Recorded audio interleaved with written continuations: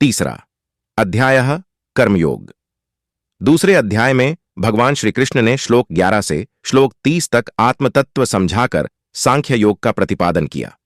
बाद में श्लोक 31 से श्लोक 33 तक समस्त बुद्धिरूप कर्मयोग के द्वारा परमेश्वर को पाए हुए स्थित प्रज्ञ सिद्ध पुरुष के लक्षण, आचरण और महत्व का प्रतिपादन किया।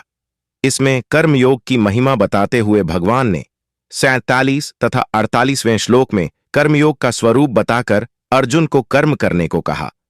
29वें श्लोक में समत्व बुद्धिरूप कर्मयोग की अपेक्षा सकाम कर्म का स्थान बहुत नीचा बताया।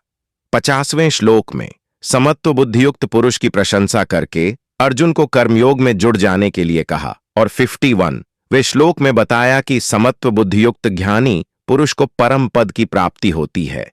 यह प्रसंग सुनकर अर्जुन ठीक से तय नहीं कर पाया, इसलिए भगवान से उसका और स्पष्टीकरण कराने तथा अपना निश्चित कल्याण जानने की इच्छा से अर्जुन पूछता है। अर्जुन बोले, हे जनार्दन, यदि आपको कर्म की अपेक्षा ज्ञान श्रेष्ठ मान्य है तो फिर हे केशव, मुझे भयंकर कर्म में क्यों लगाते हैं? आप मिले हुए वचनों से मेरी बुद्धि को मानो मोहित कर रहे हैं।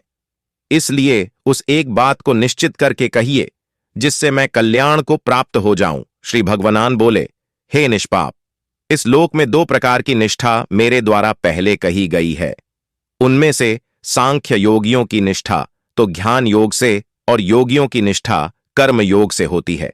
मनुष्य न तो कर्मों का आरंभ किए बिना निष्कर्मता को यानी योग निष्ठा को प्राप्त होता है और न कर्मों के केवल त्याग मात्र से सिद्ध यानी सांख्य निष्ठा को ही प्राप्त होता है।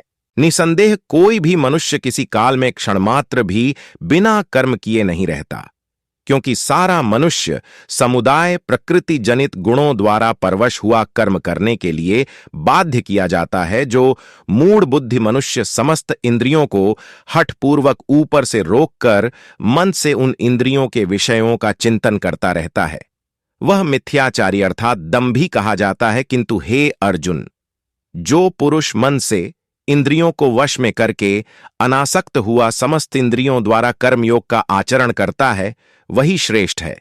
तू शास्त्र विहित कर्तव्य कर्म कर, क्योंकि कर्म न करने की अपेक्षा कर्म करना श्रेष्ठ है, तथा कर्म न करने से तेरा शरीर निर्वाह भी सिद्ध नहीं होगा। यज्ञ के निमित्त किए जाने कर्मों के अतिरिक्त दूसरे कर्मों में लगा हुआ ही यह मनुष्य समुदाय कर्मों से बंधता है। इसलिए हे अर्जुन, तू आसक्ति से रहित होकर उस यज्ञ के निमित्त ही भली भांति कर्तव्य कर्म कर।